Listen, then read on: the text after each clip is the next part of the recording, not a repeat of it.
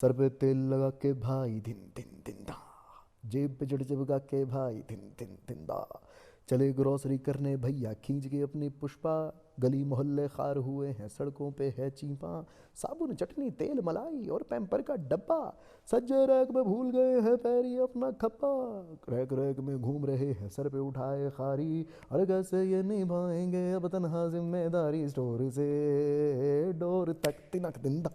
आगे कुछ समझ में नहीं आ रहा था, डिग्री पूरी हो चुकी थी, फाइनेंशियल स्ट्रेन अलग था, और इसी दौरान अब्बा जी की वफ़ात हो गई। हमारे स्कूल की जो प्रिंसिपल थी, उनकी बेटी जो मुझसे 12 साल बड़ी थी, मुझे उनसे मोहब्बत हो गई। अब वो हमें तवक्को नहीं थी कि इतनी आग भड़क उठेगी। उसके दोनों तरफ दरख्त हैं, डिज़ास्टर हो सकता था वो। और वो चट्टाक से जब थप्पड़ थप्पड़ पड़ा है ना, वो कान सुन्न हो गया ना मेरा, दुनिया एक बार पूरी फ्लिप हो गई है। मैं एक हार्डकोर फेमिनिस्ट हूँ। इमरान आमी झूठ बोलते हैं।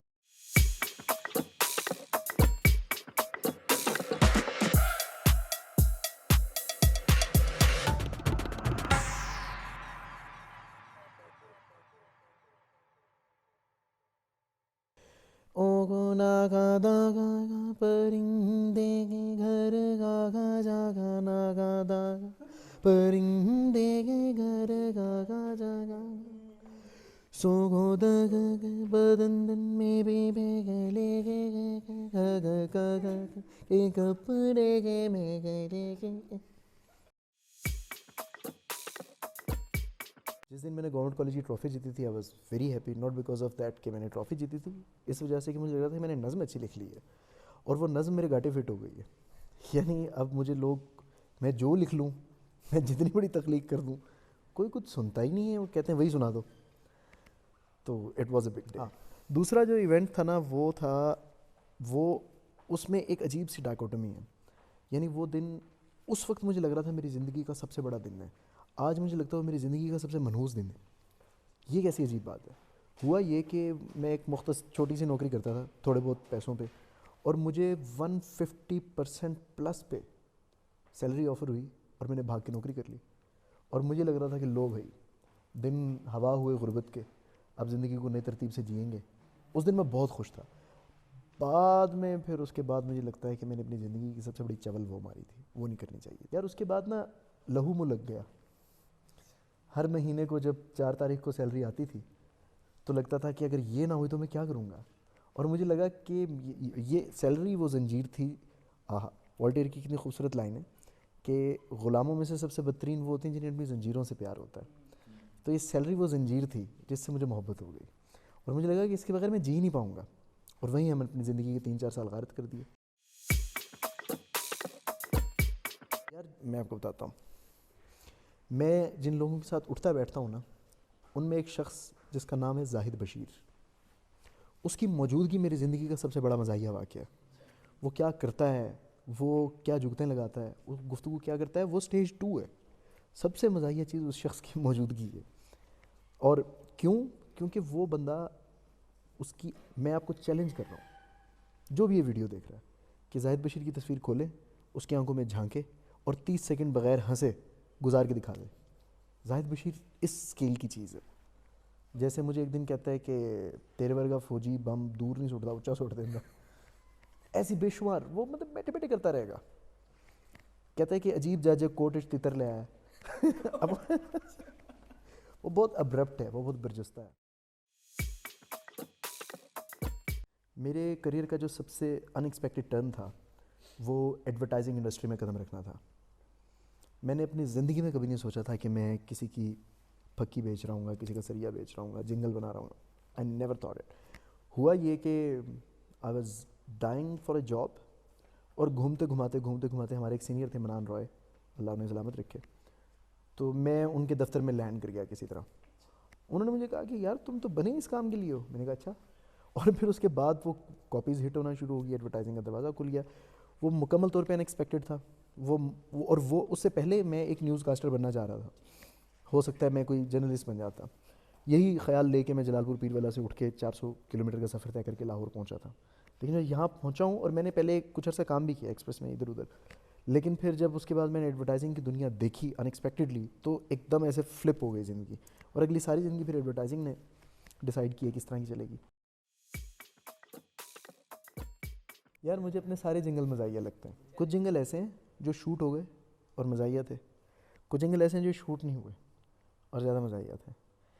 اب جو جنگل جو شوٹ ہو گئے, جو لوگوں نے سنے ہوئے ہیں, وہ بعض اوقات میں سنتا ہوں تو مجھے لگتا ہے کہ یہ میں ہی ہوں, وہ جو اپنی نظمیں ایک بار دیکھتا ہوں اور جنگل دیکھتا ہوں, چائے ہو جب ایسی نرالی تو مانگے ہر کوئی ایک اور پیالی, کیونکہ نئے بہترین.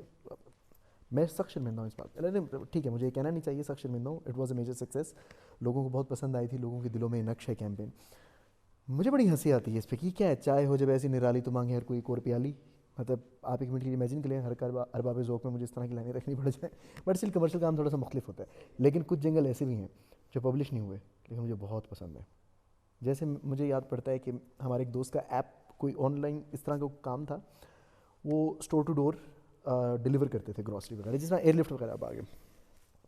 اب اس کے لیے میں نے کیا لکھا, سر پہ تیل لگا کے بھائی دھن دھن دھن دا, جیب پہ جڑ چپکا کے بھائی دھن دھن دھن دا, چلے گروسری کرنے بھیا کھینچ کے اپنی پشپا, گلی محلے خار ہوئے ہیں سڑکوں پہ ہے چیپاں, صابن چٹنی تیل ملائی اور پیمپر کا ڈبہ, سجے ریک میں بھول گئے ہیں پیری اپنا کھپا, ریک ریک میں گھوم رہے ہیں سر پہ اٹھائے خاری, اور کیسے یہ نبھائیں گے اب تنہا ذمہ داری, اسٹور سے ڈور تک تنک دندہ. اور ایسی بے شمار چیزیں, اس سے بھی زیادہ واہیات, مزاحیہ اور بکواس قسم کے جنگل میں نے لکھے ہوئے. ہابز نے یہ کہا تھا کہ ہم خوف کی پیداوار ہیں, اور پتہ نہیں کیوں میں بڑا کنیکٹ کرتا ہوں اس لائن کے ساتھ. میری ساری زندگی فیئر نے ڈرائیو کی ہے. کس فیئر نے؟ کہیں میں غربت اور پسماندگی میں زندگی نہ بسر کر دوں. مجھے جہاں اچھی جاب کی آفر نظر آئی میں وہاں پہ چلا گیا. جو میرا سب سے بڑا ریگریٹ ہے اس کے پیچھے یہی فیلئر کا ایک فیئر تھا, فائنینشیل فیئر کا ایک فیئر تھا, جس نے مجھے ساری زندگی سیف چلنے پہ مجبور کیا, رسک نہ لینے پر آمادہ کیا. یہ فیئر ابھی بھی میرے آس پاس منڈلاتا رہتا ہے. یہ میری زندگی کا سب سے شدید والا جو ڈپریشن میں نے فیس کیا ہے وہ میں نے کیا سن 2018 میں, مارچ سے لے کے اگست تک.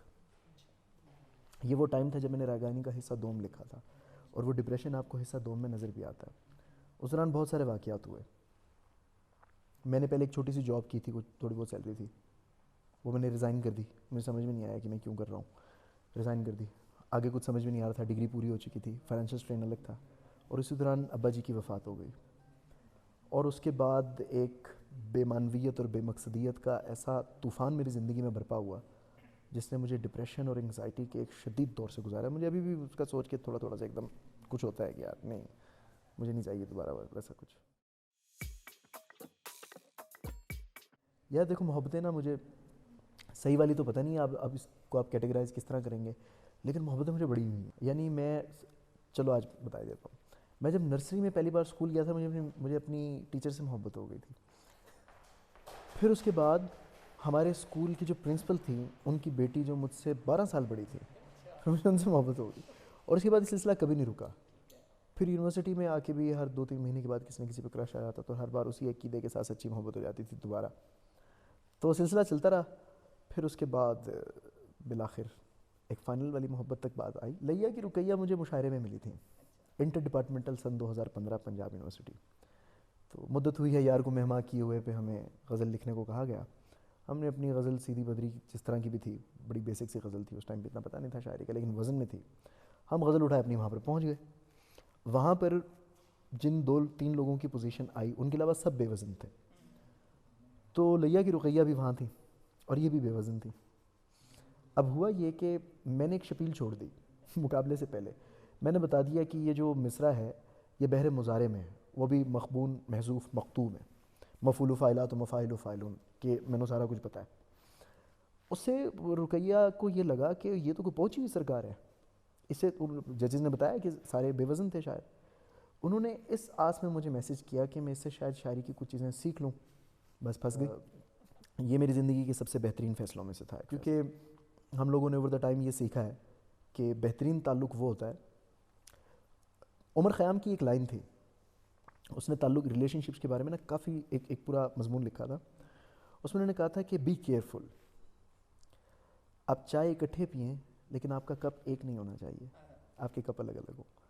یہ وہ دراصل ایک باریک سی لائن ہے جو آپ نے مینٹین کرنی ہوتی ہے. آپ کے لائف پارٹنر کے گولز الگ ہیں, آپ کے گولز الگ ہیں. ہم سب سے بڑی غلطی یہ کرتے ہیں کہ انڈیویجویلٹی جو ہے نا ہم وہ ختم کر دیتے ہیں مکمل طور پہ, اور ہمیں لگتا ہے اب ہم ایک ہیں. یہ سب سے غلط کام ہوتا ہے جو کرتے ہیں, اور ہم نے یہی نہیں کیا. تو ہماری الگ الگ آئیڈینٹیٹیز, الگ الگ لائفز, الگ الگ گولز, سب چل رہا ہے. یار ایک بار میں, سلمان عالم خان اور حماس حمید چودھری, میرے یہ دونوں دوست, چلو اللہ ان کو لمبی زندگی دے, ایک بار ہم یار آ رہے تھے برکت مارکیٹ سے پنجاب یونیورسٹی کے اپنے ہاسٹل میں, اور ہمیں ہمارے روم میٹ فرحان احمد خان, فرحان فانی بڑے اچھے جرنلسٹ ہیں, انہوں نے کہا تھا کہ یار پیٹرول لیتے آنا کچھ باٹل میں نا, میرے بائک میں پیٹرول نہیں. تو ہم پیٹرول لے کر آ رہے تھے, مین کینال روڈ پہ آ کے ہمارے دماغ میں پتہ نہیں کیا آیا کہ یار اگر ہم اس پیٹرول کو سڑک کے اوپر گرا کے, اس 1.5 لیٹر پیٹرول سڑک کے اوپر گرا کے تیلی لگا کے دیکھیں تو کیا ہوگا. اب وہ ہمیں توقع نہیں تھی کہ اتنی آگ بھڑک اٹھے گی, اس کے دونوں طرف درخت ہیں, ڈیزاسٹر ہو سکتا تھا. وہ جب آگ ایسے اٹھی ہے نا تو وہ ہماری توقع سے کئی گنا زیادہ بڑی تھی. ہمیں ایک دم حضرت ابراہیم علیہ السلام والا واقعہ ذہن میں آیا ہے کہ کہیں یہی وہ آگ تو نہیں ہے جو ہم جلا رہے ہیں. اور اس کے ساتھ ہی سائرن کی آوازیں آنا شروع ہوئی ہیں, پولیس ٹائپ ایک وائب آنا شروع ہوئی ہے, نیلی لال بتیاں نظر آئی ہیں. ہم بائک پہ تھے تب, کک مارنے کی کوشش کی, گھبراہٹ میں کک نہیں لگ رہی, پیدل بھاگ پڑے ہیں. اور اس کے بعد اس ٹائم پہ جناح والا انڈر پاس ابھی ایک سائڈ کا تھا, دوسری سائڈ کا نہیں تھا. وہاں وہ گھوم پھر کے وہاں پہ آ کے ہم نے بائک چھپائی اور سائڈ پہ کھڑے ہو کے ایسے مسکین بن کے کھڑے ہو گئے جیسے پتہ نہیں یہ کس نے کیا ہے. لیکن مجھے ابھی بھی جب اس بات کا خیال آتا ہے نا تو مجھے بڑی شرمندگی ہوتی ہے کہ یار یہ کوئی کرنے والی حرکت تھی. مطلب کہ وہ کام ہے, آپ نے 1.5 لیٹر پیٹرول سڑک کے اوپر گرا کے مین روڈ کے اوپر آگ لگا دی. دہشت گردی کا پرچہ بنتا تھا اس پہ. مجھے ایسا لگتا ہے کہ میں اپنے آپ کو نمبر 1 پاکستان میں نہیں دیکھ رہا. مجھے یہ لگتا ہے کہ میں یہاں سے بھاگ جاؤں گا. نمبر 2, میں اپنے آپ کو کوئی جاب کرتے ہوئے نہیں دیکھنا چاہ رہا. یہ مجھے کنفرم ہے کہ میں جاب نہیں کر رہا ہوں گا. اگر میں جاب نہیں کر رہا ہوں گا تو میں کیا کر رہا ہوں گا اور باہر کیا کر رہا ہوں گا اس بارے میں بھی کچھ نہیں پتا, لیکن کچھ بہتری کر رہا ہوں گا. یار میں بڑا صلح پسند آدمی ہوں. مطلب اگلے کی بھی غلطی ہوگی تو سوری کر لوں گا. زندگی میں پھڈے نہ ہونے کے برابر ہوئے ہیں. ہاں ایک پھڈا تو نہیں, 2 لوگوں کا پھڈا چھڑواتے ہوئے مجھے چپیڑ پڑ گئی. میں مطلب ایک جیلی موزس ٹائپ کریکٹر رہا ہوں ساری زندگی. مطلب یونیورسٹی میں میری کلاس فیلوز کو لگتا تھا کہ کتنا موزز ہے, حالانکہ بنایا ہوا ہوتا تھا. تو ہوا یہ کہ میں, سلمان شاہد میرا دوست تھا, سی آر تھا میری کلاس کا, اس کے ہاسٹل میں گیا ہوا تھا, اور وہاں پہ وہ 2 روم میٹ آپس میں لڑ رہے ہیں, ہاتھا پائی ہوئی ہے, انہوں نے گربان پھاڑے ہوئے ہیں ایک دوسرے کے. میں چھڑوانے کے لیے گیا ہوں, تو ان میں سے ایک پارٹی کی سائڈ سے ایک بہت موٹا آدمی آیا ہوتا ہے جس نے سلمان کو تھپڑ مارنے کی کوشش کی, اور اس نے کوئی 1.5 کلومیٹر پیچھے سے ہاتھ گھمایا ہے, تو درمیان میں میرا منہ آ گیا ہے. اور وہ چٹاخ سے جب تھپڑ پڑا ہے نا, وہ جو کان سن ہو گیا نا میرا, دنیا ایک بار پوری فلپ ہو گئی ہے. اور جس وقت یہ تھپڑ پڑا سناٹا چھا گیا, لڑائی سب ختم ہو گئی. اور چلو یہ تو اچھا ہو گیا, صلح ہو گئی, لیکن وہ یار پتہ نہیں نہ میرا پھڈا نہ لینا نہ دینا, بلا وجہ تھپڑ کھا بیٹھا ہوں. اب آپ اندازہ کریں کہ ہمارا ایک تھیٹر چل رہا ہے, اس میں ایک بلاسٹ ہوتا ہے, لاشیں گرتی ہیں, اور پھر اس کے بعد ایک سرریلس سا انوائرمنٹ بنتا ہے, لائٹس چینج ہوتی ہیں اور وہ لاشیں مائم کرنا شروع کر دیتی ہیں. ٹھیک ہے. اب ہوا یہ کہ پہلے تو جو بلاسٹ ہونا تھا نا, وہ وی ایل سی پلیئر پہ لڑکے نے فائل لگائی ہوئی تھی, اس نے بلاسٹ کا ساؤنڈ اتنا سا کھولا ہوا تھا. تو سین یہ ہے کہ لوگ اچھل کے گر رہے ہیں اور ساؤنڈ آ رہی ہے ٹھک. اچھا اس کے بعد جیسے ہی لوگ گرنے کے بعد اب آگے لائٹ جلنی تھی اور لاشیں اٹھنی تھی, تو اچانک ہینڈ فری لگے ہوئے آواز ہے کہ لائٹیں جلائیں. کیا ہوا 2 لاشیں کم ہیں. کیا مطلب لاشیں کم ہیں, دیکھو کہاں ہے, وہ پیشاب کرنے گئی ہیں. لاشیں پیشاب کرنے گئی ہیں یا کیا چل رہا ہے یار. اچھا پھر ہلکی ہلکی لائٹ جل رہی ہے اسٹیج کے اوپر, تھوڑی دیر بعد لوگوں نے دیکھا کہ 2 لاشیں ادھر سے بھاگتی ہوئی ہیں, دھڑام گر گئی ہیں نیچے, اور پھر اٹھ کے مائم شروع کر دی ہے. اتنا امبیرسنگ مومنٹ تھا یار, وہ سب نظر آ رہا ہے کیا بکواس چل رہا ہے. اور ایک جو میموری تھی وہ بہت, اب اس پہ ہنسی آتی ہے, اس ٹائم بڑے ہم ڈسہارٹ ہوئے تھے. وہ پیاس کی تھی جہاں پہ آج یہ انٹرویو ریکارڈ ہو رہا ہے, تو وہ بھی تھیٹر کی تھی. ہماری مین جو ایکٹریس تھی جن کے ساتھ ہم نے سارا ریہرسل کی ہوئی تھی, وہ بیمار ہو گئیں. موقع پہ جو ہماری خاتون جنہوں نے ہمیں جوائن کیا, ان کو اسکرپٹ یاد نہیں تھا, اور انہوں نے دوسرے سین کے ڈائلاگ پہلے کے ڈائلاگ تیسرے کے چوتھے میں مکس کر کے سارا تباہ ہو گیا, سارے کا سارا تھیٹر. اور اب جب لائٹ آف ہوتی تھی 2 سینس کے درمیان میں, تو کالر مائک لگے ہوئے تھے, تو مجھ سے وہ پوچھ رہی تھی سہیب آگے کیا کرنا ہے, اور وہ لاؤڈ پورا ہال سن رہا تھا اور لافٹر آ رہے تھے. اس طرح کی یار مطلب یونیورسٹی لائف تو بھری ہوئی ہے ایسے واقعات کے ساتھ, بٹ میں آپ کو بتا رہا ہوں ان میں زیادہ تر میں سینسر کا مسئلہ ہے.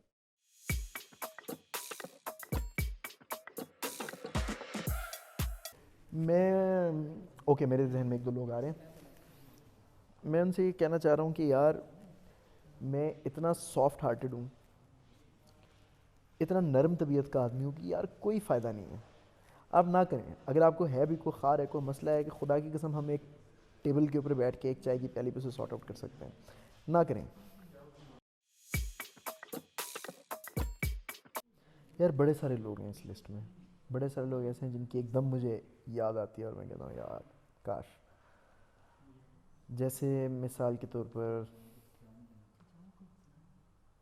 میرے بچپن کے کچھ دوست ایسے تھے جو میرے بڑے قریب تھے, ابھی بھی قریب ہیں, مطلب ڈیفینیٹلی جب بھی ہم ملتے ہیں تو اسی شدت سے ملتے ہیں. میرا ایک دوست ہوتا تھا کفیل, ابھی بھی ہے, میں اس کی شادی پہ نہیں جا سکا جلال پور میں. ایک تو ہمارے رانا کفیل ہیں جی سی والے, ایک جلال پور والے رانا کفیل ہیں, وہ بھی رانا ہے. میں اس کی شادی پہ نہیں جا سکا. وہ میرا بڑا پیارا دوست ہے, میں اسے بڑا مس کرتا ہوں, اور مجھے ریگریٹ بھی ہے کہ یار مجھے جانا چاہیے تھا. کاشف منیر ہوتا تھا, اس کے ساتھ میری بڑی بنتی تھی, اس کے ساتھ بھی ملاقات ہوئی, عرصہ ہو گیا. تو میں اپنے بچپن کے جو دوست تھے 8th کلاس کے, ان کو میں بہت مس کرتا ہوں. میں ایک ہارڈ کور فیمنسٹ ہوں, بہت کلیئر ہوں میں اس پہ کوئی دو رائے نہیں ہے. دیر از نو پاکستانی اور انٹرنیشنل اور Indian feminism, there is just feminism, nothing else. اور فیمنزم صرف یہ ہے کہ خواتین کو ان کے فیصلے خود کرنے دو, دیٹس اٹ. اس میں ہم لوگوں کو بچپن سے دیکھو تھوڑا سا ایک پرابلم پیچھے بھی ہے, بیک گراؤنڈ میں بھی کچھ پرابلم ہے. اب اگر ہم لوگوں کو یہ ٹریننگ نہیں دی گئی, میں 1 منٹ کے لیے مثال دیتا ہوں, میں بھی جاب کرتا ہوں, میری بیگم بھی جاب کرتی ہیں, تو صبح صبح اٹھ کے کچن میں کھانا صرف وہ کیوں بنائے, یا اگر میں لیٹ آ رہا ہوں وہ بھی تو کام کر کے آ رہی ہے, تو کھانا آپ کو نہیں لگتا کہ انصاف کا تقاضا کیا ہے, دونوں کام کر کے گھر آئے ہیں, کھانا رکھا ہوا ہے آپ گرم کر لیں. اس بات میں آپ کو کوئی کچھ غلط لگتا ہے؟ صبح اگر میں نے اٹھ کے جانا ہے آفس, اس نے بھی جانا ہے, تو اگر میں اپنے کپڑے خود استری کرتا ہوں تو آپ کو لگتا ہے کہ کوئی غلط بات ہے؟ یا اگر وہ یہ کہتی ہے کہ ہم ایکولی کام کریں, اپنے کپڑے خود کرو استری, تو اٹس آل رائٹ. پتہ نہیں فضل گیلانی صاحب سے ان کا پھڈا کیوں ہوا, کیا ہوا. میں اس کی کام کی میری مصروفیت اس طرح کی ہوتی ہے, ادھر ادھر کی جو گوسپ ہوتی ہے نا, اس کی بٹس اینڈ پیسز میں ڈیٹیلز آ رہی ہوتی ہے, تو تجسس سا چلتا رہتا ہے کہ یار یہ کیا ہوا ہے, یہ کیوں ہوا ہے, ایسے لگتا ہے کہ یہ نہیں ہونا چاہیے تھا. ہاں, نادیہ گیلانی کے نام کے ساتھ ہی پہلا نام فضل گیلانی صاحب کا آتا ہے, اور مجھے لگتا ہے کہ او شٹ یار یہ غلط ہو گیا کچھ. دیکھو جیسے ہی آپ نے عمران عامی کا نام لیا, پہلی جو چیز میرے ذہن میں وہ ان کی غزل کی ایک ردیف تھی, جھوٹ بولتے ہیں. اب دیکھو اگر میں ریپڈ فائر میں یہ کہہ دیتا عمران عامی جھوٹ بولتے ہیں, تو یہ کتنا غلط میسج آنا تھا. مطلب وہ اچھے شاعر ہیں, اچھی چیزیں لکھتے ہیں, لیکن وہ ایک دم آئی ردیف ہی وہ آئی ذہن میں, جھوٹ بولتے ہیں. کافی محبت ہے یار, سراسر محبت ہے مجھے اپنی زندگی میں. اگر کسی شخص سے اپنے خون کے رشتوں کے علاوہ, ڈیفینیٹلی جو بہت قریبی رشتے ہیں, پوری دنیا میں اگر کسی شخص سے انکنڈیشنل محبت ہے تو وہ حافی ہے یار. بہت ہے لیکن وہ مجھے پیارا ہے, اس کے ساتھ تعلق اتنا پرانا ہے, اتنا پرانا ہے. میں تمہیں بتاؤں وکاس مکھرا کے ساتھ تعلق میرا اس اسکیل پہ آ گیا ہے جہاں پہ وہ تعلق خراب ہو ہی نہیں سکتا. اب کچھ ہو جائے وہ مطلب کیسے ہوگا, اتنا وقت اکٹھا گزر گیا ہے. مطلب میرا اور اس کے نام کا جو آخری والا پارٹ ہے وہ کامن ہے, جہاں سے پتہ لگتا ہے کہ تعلق کی روٹس کہاں پر ہیں. لیکن وہ نا وہ 1.5 فلم ہے, وہ پوری دنیا کے ساتھ فلمیں چلاتا ہے, وہ میرے ساتھ بھی چلا جاتا ہے. تو لیکن ٹھیک ہے چلنے دو. اگر وکاس سے بڑا کوئی اس دنیا میں موجود ہے تو وہ علی عمار یاسر ہے. علی عمار یاسر جیسا حصے مزاح میں نے بہت کم لوگوں میں دیکھا. بہت تیز آدمی ہے یہ, ان دونوں سے بڑا ہے. میں بعض اوقات یہ سوچتا ہوں کہ اگر حماس میری زندگی میں نہ آتا, میری زندگی کتنی مختلف ہوتی. اس نے اتنا امپیکٹ کیا میری زندگی کو. یار ان اپنا کوئی کام کریں ڈھنگ سے, جو کرنا آتا ہے. ٹک ٹاک بنا لیں یار, ایکٹنگ کر لیں, یا شعر خود لکھ لیں. شاداب عباسی کو, شاداب عباسی مجھے یقین ہے کہ میرے سے اس وقت خفا ہوگا, کیونکہ میں اس کی شادی پہ بھی نہیں جا سکا. یار علی زریون کی جو پرانی غزلیں ہیں نا, وہ انہیں پڑھنے کی ضرورت ہے مشاعروں میں. تو فیل کو میں ایڈوائز کروں گا کہ یار اگر تو فیئر اینڈ لولی لینا چاہتے ہیں تو یہ نہ لیں, یہ جیسے ہیں یہ ویسے اچھے لگتے ہیں. آپ کو میں ایڈوائز یہ کروں گا کہ عمیر, آپ نے جو اپنا یوٹیوب کا چینل ہے نا, اگر آپ اس کو بنا سکتے ہیں آپ اسے بنا لیں. خدا نخواستہ آپ نے جاب کے سرکل میں نہیں پھنسنا, جس سرکل میں علی عمار یاسر پھنس گیا, میں پھنس گیا, اور باقی سارے دوست پھنس گئے, اس میں نہ پھنسو تو اچھا ہے. یہ یوٹیوب کا channel this is the future. میرے نشان ہیں اب تک بدن پہ اس کے ملال, اسے پسند ہوں جو شدتوں سے واقف ہے.